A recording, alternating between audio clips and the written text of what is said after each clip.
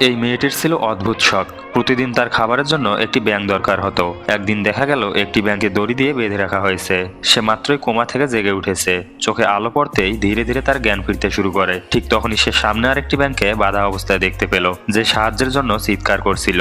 হঠাৎ করে সেই মেয়েটিও ব্যাঙটিকে মেরে ফেললো। এই ভয়ঙ্কর দৃশ্য দেখে অন্য ব্যাঙটি আতঙ্কে কাঁপতে লাগলো। সে ছটফট করতে শুরু করলো। ঠিক সেই মুহূর্তে মেয়েটি তার দিকেও আক্রমণ করে, কিন্তু ব্যাঙটি সাহস করে তার পা দিয়ে আঘাত ঠেকিয়ে দেয় এবং মেয়েটিকে ধাক্কা দেয়। ছিটকে যাওয়া ছুরিটি উড়ে গিয়ে মেয়েটির পায়ে লেগে যায়। সে যন্ত্রণায় চিৎকার করে ওঠে। ছুরিটি বের করে সে আবার ব্যাঙটিকে খুঁজতে থাকে। এদিকে ব্যাঙটি টেবিলের পেছনে লুকিয়ে পালাতে চেষ্টা করছিল।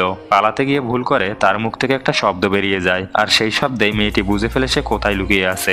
ভয়ে ব্যাঙটি কাঁচের বোতলের পেছনে লুকিয়ে পড়ে, কিন্তু মেয়েটির চোখ তাকে ঠিক খুঁজেই পায়। আতঙ্কে ব্যাঙটি আর নড়তে পারে না। মেয়েটি চেঁচিয়ে ওঠে, তারপর হঠাৎ করেই তাকে ছেড়ে দেয়। আর এক মুহূর্ত দেরি না করে ব্যাঙটি পাশের দাড়িপাল্লার উপর ভর দিয়ে জানলার দিকে লাফ দেয়। মনে হয় সে বুঝি বেঁচে গেল, কিন্তু চোখ পুরোপুরি খোলার আগেই আরেকটি বড় হাত তাকে আবার ধরে ফেলে। সে দেখে তাকে তেলে ভাজা হচ্ছে। তারপর তাকে একটি প্লেটে তুলে রাখা হয়, আর এখন সেই মেয়েটি তাকে খেতে চলেছে।